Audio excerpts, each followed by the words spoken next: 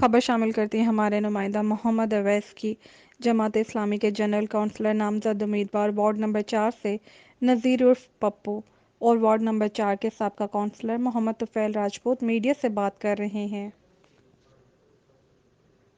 پپو سے کہ ان کا کیا کہنا ہے؟ اعوذ باللہ من الشیطان الرجیم، بسم اللہ الرحمن الرحیم۔ میرے بھائیوں، ووٹ کا موسم آ گیا ہے اور برساتی مینڈے آپ کے آگے پیچھے گھوم رہے ہیں۔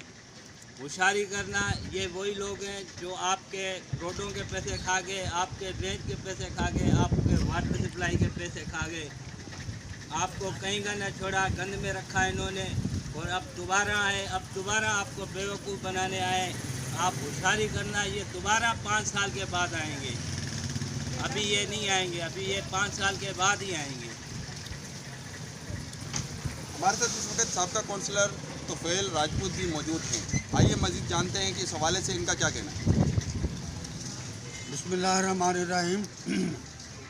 میں آپ کے توسط سے پورے شہر کے سانگڑ کے عوام کو یہ پیغام دینا چاہتا ہوں۔ سانگڑ شہر کے تبدیل ہونے کا وقت آ چکا ہے اور سانگڑ شہر کی تبدیلی اور اس کے مقدر کو بدلنے کے لیے آپ کو اچھے لوگوں کا انتخاب کرنا ہوگا۔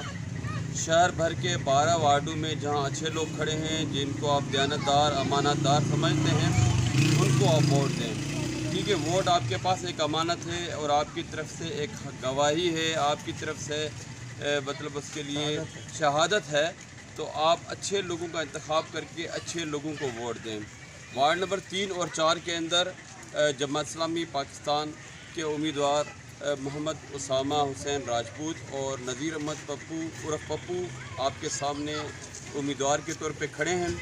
جماعت اسلامی اور الخدمت فاؤنڈیشن کی خدمات آپ کے سامنے ہیں۔